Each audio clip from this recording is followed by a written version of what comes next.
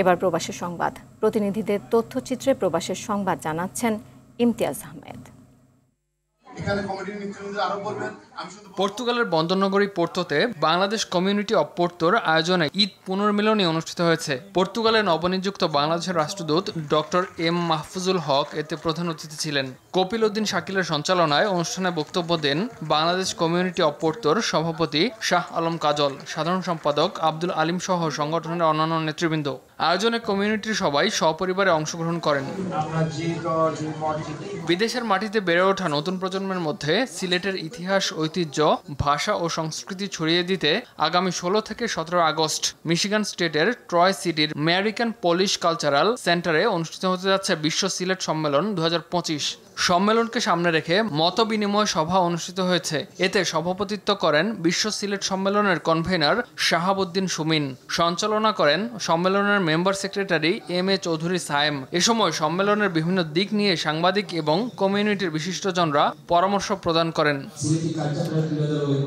বিএনপির নির্বাহী কমিটির সদস্য ও ডক্টর মোশাররফ ফাউন্ডেশনের সচিব ডক্টর খন্দকার মারুফ হোসেনকে মালয়েশিয়ায় সংবর্ধনা দিয়েছে ডক্টর মোশাররফ ফাউন্ডেশন মালয়েশিয়া শাখা। ফাউন্ডেশনের সভাপতি ডক্টর ওয়ালিউল্লাহ জাহিদের সভাপতিত্বে সাধারণ সম্পাদক মোহাম্মদ বিল্লাল হোসেন খানের সঞ্চালনায় সভায় প্রধান অতিথি ছিলেন বিএনপির নির্বাহী কমিটির ক্ষুদ্র ঋণ বিষয়ক সম্পাদক doctor Alhaj M A Qayyum. বিশেষ অতিথি ছিলেন মালয়েশিয়া বিএনপির সাধারণ সম্পাদক মোহাম্মদ মোশাররফ হোসেন, ফাউন্ডেশনের সিনিয়র সহসভাপতি আব্দুল আজিজ মোল্লা। আর উপস্থিত ছিলেন ফাউন্ডেশনের সহ সভাপতি মোহাম্মদ হাকিম মিয়া, আনোয়ার পারভেজ, রাসেল রানা।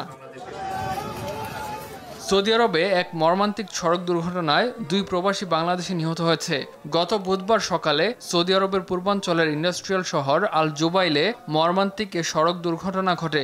নিহতরা হলেন মাসুম আলী এবং মোহাম্মদ ইসা সর্দার।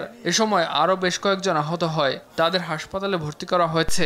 বাংলাদেশ দূতাবাসের কর্মকর্তারা জানান, বাসটিতে প্রায় 58 জন শ্রমিক ছিলেন। প্রবাসী শ্রমিকদের নিয়ে কাজে যাওয়ার সময় দ্রুতগতির একটি ট্রাক নিয়ন্ত্রণ হারিয়ে বাসটিকে ধাক্কা দিলে হতাহতের ঘটনা ঘটে। 2 শ্রমিকের মৃত্যুতে প্রবাসী বাংলাদেশিদের মাঝে শোকের ছায়া নেমে এসেছে। বাংলাদেশ জাতীয়তাবাদী স্বেচ্ছাসেবক দল কেন্দ্রীয় কমিটির নির্দেশনায় সৌদি আরব পশ্চিমাঞ্চল স্বেচ্ছাসেবক দলের কর্মী সভা অনুষ্ঠিত হয়েছে। সংগঠনের আহ্বায়ক আলমগীর হোসেনের সভাপতিত্বে সদস্য সচিব হানিস সরকার উজ্জ্বল, সেলিম মোল্লা ও জাহাঙ্গীর সরকারের সঞ্চালনায় সভায় প্রধান অতিথি ছিলেন বিএনপির আন্তর্জাতিক বিষয়ক সম্পাদক আহমেদ আলী মুকিব। বিশেষ অতিথি ছিলেন পশ্চিমাঞ্চল বিএনপির সিনিয়র যুগ্ম আহ্বায়ক আব্দুল মান্নান, প্রকৌশলী নুরুল আমিন, ক্যাফায়েতুল্লাহ চৌধুরী কিসমত, মঈন চৌধুরী সহ অনেকে।